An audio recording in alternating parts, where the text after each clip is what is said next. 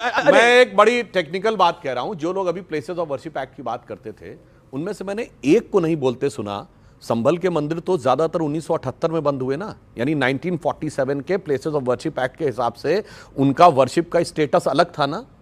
कोई चूं बोला सेक्युलरिज्म का सूरमा उत्तर से दक्षिण तक कि कम से कम उनमें तो 47 का स्टेटस बहाल होना चाहिए ना।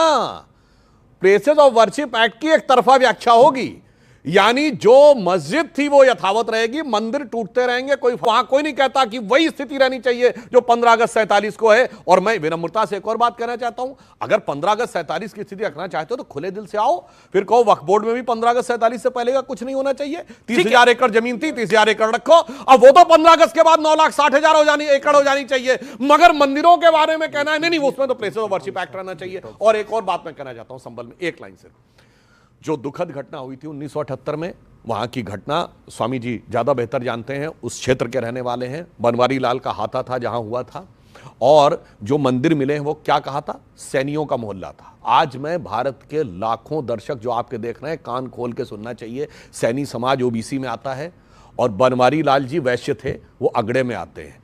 तो जब सरकार ऐसी थी जो बांटने पे तुली थी, तो अगड़े भी कटे और पिछड़े भी कटे।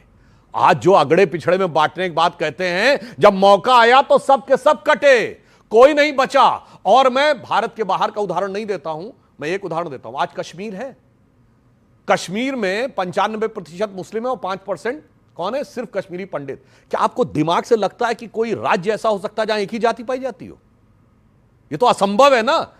अरे ऐसा कोई जिला नहीं हो सकता जहां एक ही जाति पाई जाती हो। इसका मतलब सब के सब जातियां थी और सब या तो कट गए या कन्वर्ट हो गए। ये भारत का बात बता रहा हूं। 32% जो आज के बांग्लादेश में थे, उसमें SC ST OBC कहां गए, कट गए या कन्वर्ट हो गए। इसलिए मैं कहना चाहता हूं, जो ये लोग खेल खेल रहे हैं उसे हकीकत में समझना चाहिए। और इसलिए बिल्कुल जो भाटी जी ने कहा था, जो जुड़े वो जीते।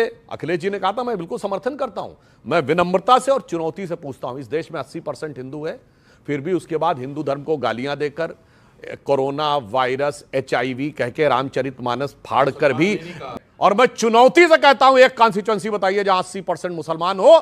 इस्लाम की आलोचना तो छोड़िए, चू बोलकर भी अगर कोई एक जीत के दिखा दे तो मैं चुनौती देता हूं, बताइए। ओके।